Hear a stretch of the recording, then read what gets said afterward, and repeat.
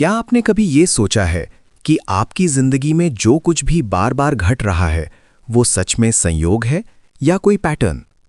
क्यों कुछ लोगों की जिंदगी में मौके अपने आप आते रहते हैं और कुछ लोग चाहे जितनी मेहनत कर लें वहीं के वहीं अटके रहते हैं?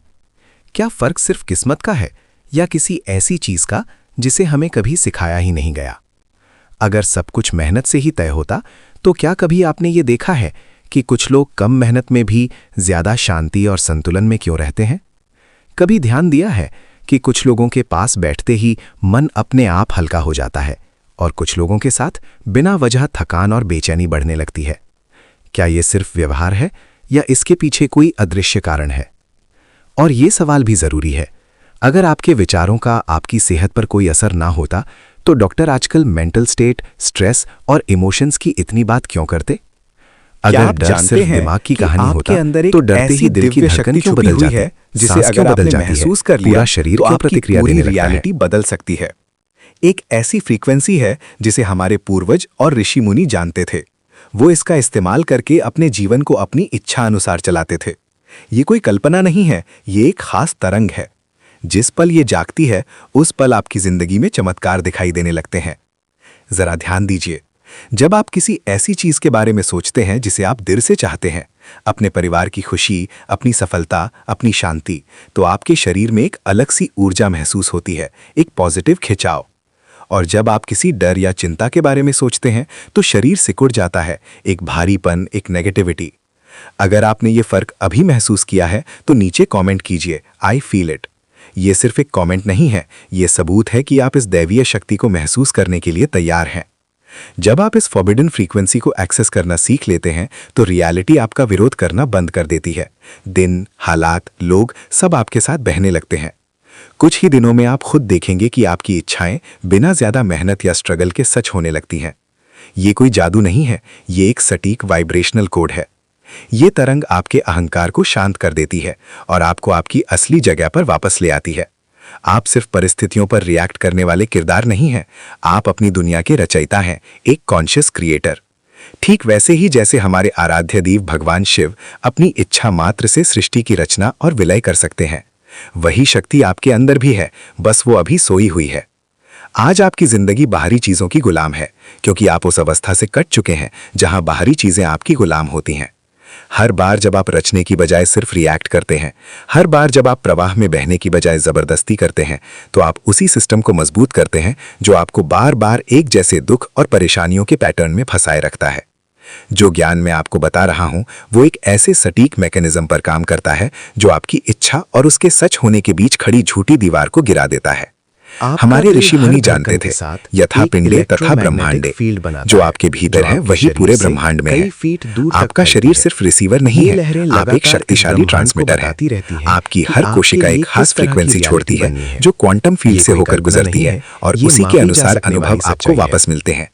विज्ञान भी मानता है कि जब आप सुरक्षा और खुशी की अवस्था में होते हैं तो आपका शरीर ऐसी फ्रीक्वेंसी पैदा करता है जो अच्छी संभावनाओं को आकर्षित करती है, और जब आप डर और तनाव में होते हैं तो आप और ज्यादा रुकावटों को अपनी ओर खींचते हैं। दिल में कोहेरेंस आता है और सांस गहरी हो जाती है। अभी इसी पल ध्यान दीजिए, आपकी सांस कहां तक जा रही है।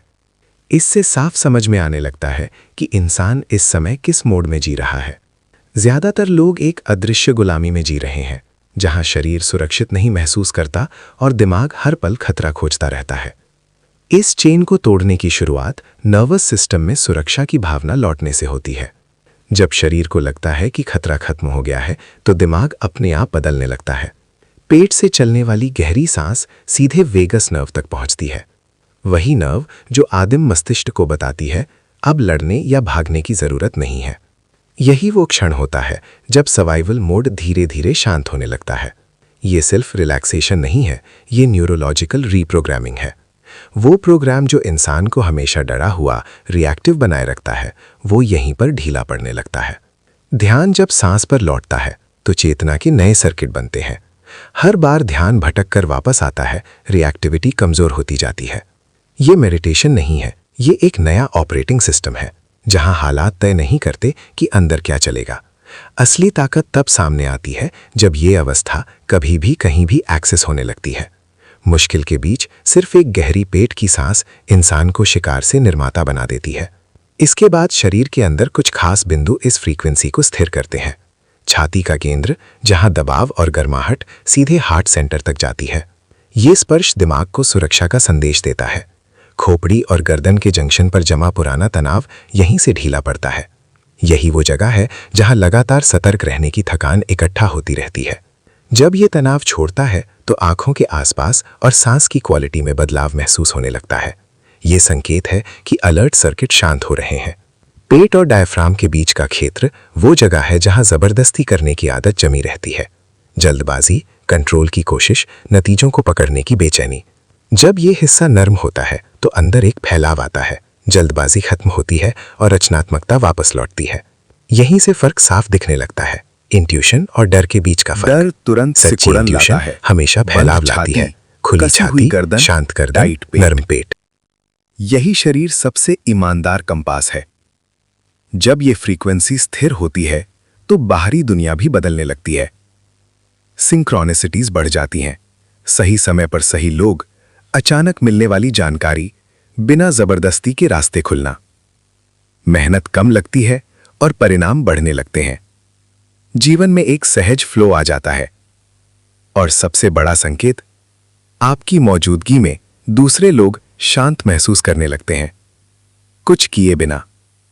यही वो अवस्था है जहां इंसान डर से रिएक्ट करना बंद करता है और अपना अनुभव खुद बनाना शुरू करता है।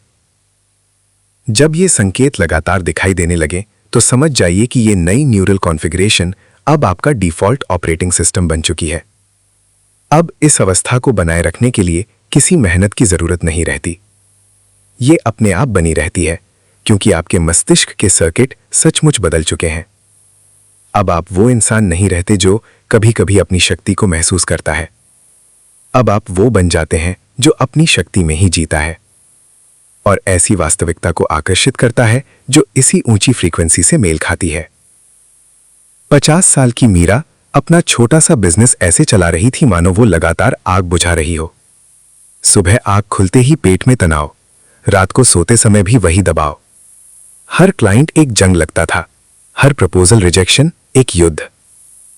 जब उनके एक गुरु ने उन्हें इस फॉरबिडन फ्रीक्वेंसी के बारे में बताया तो उनका पहला रिएक्शन था अविश्वास। सांस लेना, शरीर को छूना, उन्हें लगा इतनी सरल चीजें उनकी इतनी जटिल समस्याओं का हल कैसे हो सकती हैं।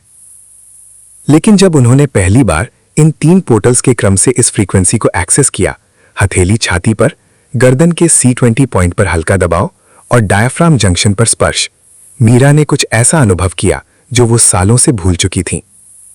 बिना किसी बाहरी कारण के एक खुली हुई शांत छाती, पेट से उतरती सांसों के साथ सालों में पहली बार उन्होंने रणनीति के बारे में सोचना बंद कर दिया। उस अपरिचित अवस्था में उन्होंने बेचैनी में क्लाइंट्स को फोन करना बंद किया। चिंता में प्रपोजल बार बार लिखने की जगह उन्होंने वही वर्जन भेजे जो इस नई आंतरिक अवस्था से स्वाभाविक रूप से निकले थे। सिर्फ 6 हफ्तों के भीतर मीरा का रेवेन्यू 3 गुना हो गया, जबकि वो पहले से 1/3 समय ही काम कर रही थी। जिन मीटिंग्स में पहले बहुत ज्यादा मनाना पड़ता था, वो अब स्वाभाविक रूप से समझौतों में बदलने लगी। जब भी कमी के विचार आते, वो शील्ड इन प्रोटोकॉल का इस्तेमाल करती। गहरी सांस लेते हुए दोहराती, मेरे लिए जो सच में बना है उसके लिए पर्याप्त संसाधन मौजूद हैं, और परिणाम को जबरदस्ती पाने की इच्छा शांत हो जाती। मीरा ने समझा यह फ्रीक्वेंसी कोई थ्योरी नहीं है, ये एक ऑपरेटिंग मैकेनिज्म है जो रियलिटी को ऐसे रिस्पॉन्ड करवाता है मानो वो किसी सच्चे आदेश को पहचान रही हो। जो बदलाव मीरा के अनुभव में आया, अब उसे आपके अपने शरीर में सील करने की जरूरत है ताकि ये स्थायी हो जाए। और इसकी शुरुआत होती है आपकी सांस के स्वाभाविक रूप से